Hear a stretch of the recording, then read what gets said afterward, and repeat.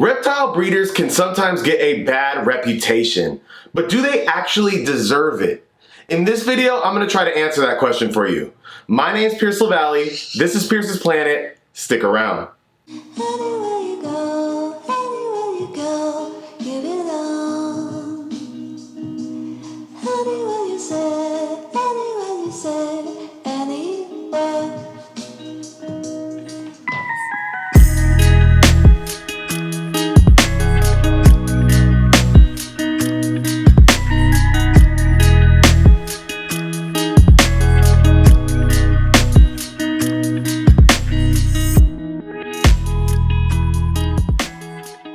What's going on, you guys, and welcome back to the channel. I hope you all are doing wonderfully. I know I am. Nothing to complain about over here. Life has been good. If you guys have stumbled across my YouTube channel and if you guys have watched my videos, then more than likely you guys already know names like Brian Barczyk and Kevin McCurley from Nerd and Jay from Jay's Prehistoric Pets.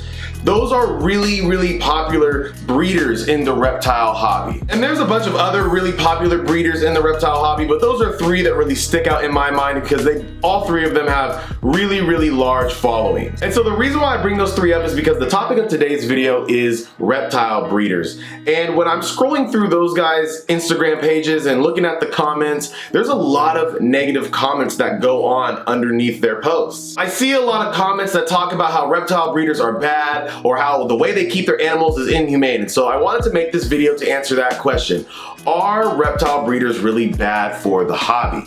Before we get into the actual topic of the video, I just wanted to ask you guys if you could please click that subscribe button and hit that notifications bell. I would greatly appreciate it. The channel has been growing relatively fast and I want to keep it up. So thank you all for the support and please hit that subscribe button. So why are there some people that think that reptile breeders are bad? Well, one of the first things that comes to my mind, and one of the main things that I see in those comments is the fact that people don't like that reptile breeders a lot of the times will use reptile racks. For those of you who don't know what reptile racks are, they're basically just a shelving system that basically has pulled out drawers that you keep your reptiles in, and it allows you to keep more reptiles in a smaller amount of space than you would if you had an actual enclosure. There are some people out there that think that keeping reptiles in a rack system is inhumane and not letting them live out their lives to their full potential. So why do they keep them in this rack system? Well, one of the main reasons is convenience and a little bit less work. They might have hundreds, maybe even thousands of reptiles that they need to take care of, and they need to keep them all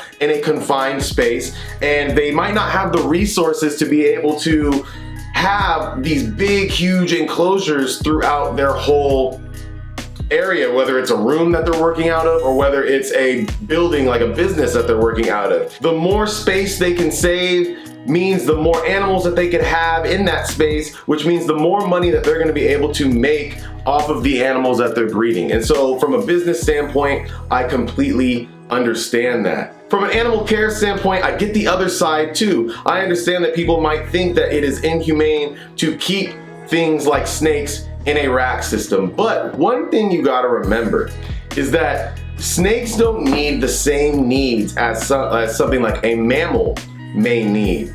In the wild, a lot of snakes will stay hidden underground in a gopher hole or in a tree stump for days at a time, weeks at a time, until they're ready to go out and hunt for food again. And then they'll go out and hunt for food. Once they catch that food and consume that food, they go back and hide in those hiding spots in that small confined space. So in a way, a rack system basically just works as one giant hide for that snake, and to where that snake feels safe and secure because it doesn't constantly have people looking in it and being able to look through glass and see it. And it feels safe because it's in a dark, small, secluded area. And there's different size rack systems. There's ones for bigger snakes and there's ones for smaller snakes. It really just depends on the type of snake that breeder is breeding at that time. Now, myself personally, I've never really been interested in keeping my animals in a racking system just because it would save me space. I like actually looking at my animals and looking at them, watching them interact with their environment, but that's just a personal preference of mine, and some people may not feel that same way. Another reason why I see people say that they don't like reptile breeders is because they believe that reptile breeders give their animals reptile breathers? Did I just say reptile breathers? You know I don't speak Spanish. In English, please. Another reason that I see why people think reptile breeders are bad is because they believe that reptile breeders give their animals the bare minimum. And that is true. When you look at a lot of these reptile breeders, whether it's on Instagram or whether it's on YouTube, and you look at their setups, you see a lot of the time it's the bare minimum. They got a water dish, they got a hide, and they probably just got some cage liners in there, and that's about it. There's really not much substrate. There's really not much that. That doesn't make sense. There's really not much enrichment, such as logs and for them to climb onto and things for them to get around, rocks, decorations. Not really a lot of that. Just water dish, hide, and maybe a reptile liner. But you have to ask yourself, why do those breeders do it that way? And for the same reason that they keep their animals in reptile racks is because it's for convenience. A lot of these reptile breeders, the bigger ones especially, may have hundreds to thousands of reptiles that they have to take care of, and they can't spend all of their time changing out substrates or cleaning off decorations. They need to be able to get in there, clean it really quick, and get out, because they have hundreds more to do after that. Now, when you're talking about smaller reptile breeders, maybe they'll put a little bit more time and effort into the decorations and enrichment that go along with their animals, because they have more time because they have less animals to take care of. And so some people think that that's inhumane. And I mean, in a way, I agree with that. I like to give my animals a lot of enrichment, but my animals are also display animals and I'm not breeding them. But I do think that enrichment is important. And there's some breeders that have admitted that. Brian Barczyk has admitted on his YouTube channel that he doesn't spend enough time giving his animals that enrichment and that he was gonna start doing that. And so I think there's a little bit of a balance that you can have between, you know, making it easy and convenient for the breeder to be able to clean and get through all their stuff in a timely fashion, but also giving their animals a nice life and giving them some enrichment to stimulate their mind. Craig, let's stimulate your mind. The bigger the breeder is, the more this possibly could be a problem, because like I said earlier, the more reptiles, animals you have, the less time you could spend on each individual one. So the less you're gonna wanna spend with that each individual one. So you're not gonna put in as much of an effort with their decorations as a smaller breeder would when they can spend a lot more time with each individual animal. If that makes any sense. I hope I explained that well. And another reason why I see people say that they don't like reptile breeders is because they think that some of these reptile breeders out there only are in it for the money and not necessarily for the love of the animals. Cha-ching, cha-ching, cha-chingery. And that is definitely something that I agree with, to an extent. There definitely are some reptile breeders who are only in it for the money. But in all honesty, if you're into reptile breeding for making money, good luck, because breeding reptiles, it's not the cash cow that a lot of people may think it is. You have to be really, really super famous like Brian Barczyk, like Kevin McCurley to make good money off of it. And so while there are definitely some breeders out there who probably are really only in it for the money, anybody who's going to sit there and clean up poop for a living and take care of animals for a living and learn about genetics and pairing animals up and doing humidity and paying all the money that it costs to keep all these animals, majority of them, they gotta really just love what they do. And so I think that a majority of breeders actually do enjoy what they do for a living, or else they probably wouldn't be doing it for a living, because it really doesn't make that much money. You're spending a lot more than what you're making at the end of the day, and most of your money is going to be going right back into your animals. I think a majority of the people who do it actually love their animals. And you look at guys like Brian Barczyk, at Kevin McCurley, and a lot of comments that are underneath, you know, are negative comments saying how they only do things for likes, especially Brian Barczyk. Kevin McCurley and Nerd actually made a video kind of about people who only do things for likes. You guys should go check it out. I just watched it, it was great. But guys like Brian Barczyk, where people say he only does things for likes and stuff like that, no.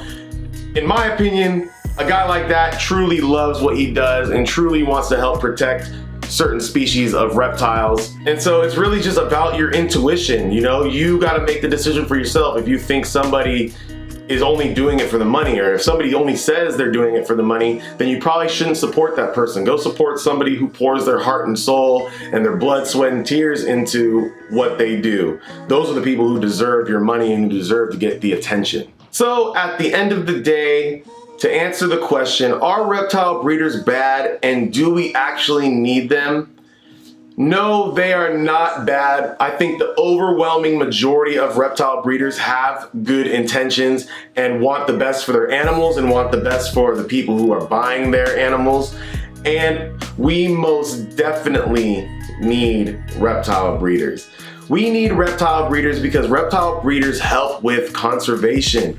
The more you buy from reptile breeders, the less stress that we are putting on the wild population instead of getting imported animals from the wild. I made a video about wild caught animals and captive bred animals a couple videos back. You guys can go check that out. I'll make sure I put the link up here. Breeders are able to give us the animals that we want without having to actually take those animals from the wild and hurt that wild population.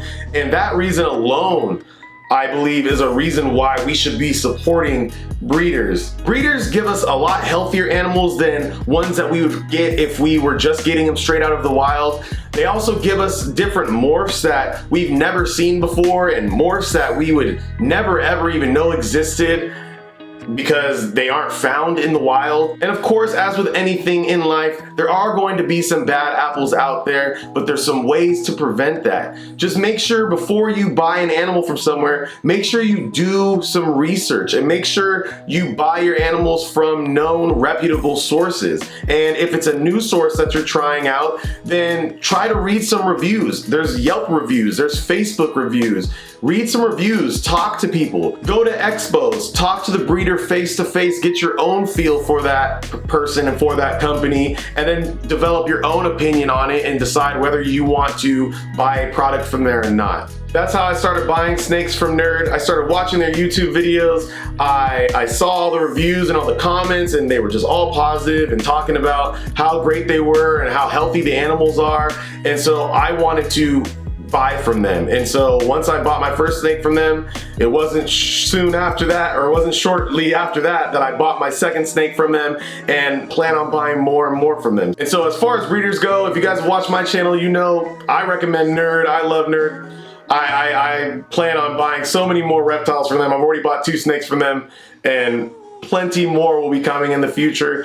But also check out a place like Morphmarket. If you don't know where to go to find a reputable breeder, go on Morphmarket. You can interact with hundreds of breeders on that website, and you can message them and talk to them and really kind of get a feel for them. So I would recommend, if you don't already know where to go, that's a great place to start. Or going to an expo and actually meeting local breeders in person is also another great way to start. So that is it for today's video, you guys. I hope you guys enjoyed the video and I hope it was informative. So what do you guys think about breeders? Do you guys think that we need them in the hobby, or do you think that they are actually bad for the hobby? Let me know your opinion in the comments. Make sure you guys like this video, make sure you guys subscribe to the channel, and please, please, please share this video. Until next time, everybody, my name's Pierce LaValle.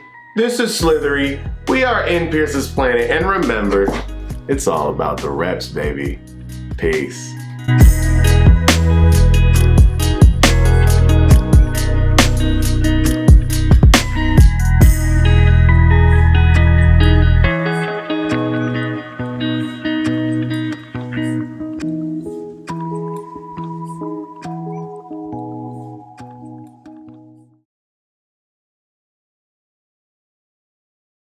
And there's a bunch of other breeders, and there's a bunch of and so the reason why I bring those 3 up is because, and I see a lot of comments that talks about,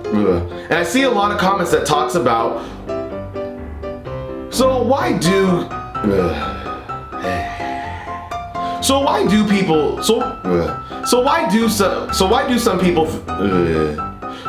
some people think that reptile breeders, golly. Oh my God.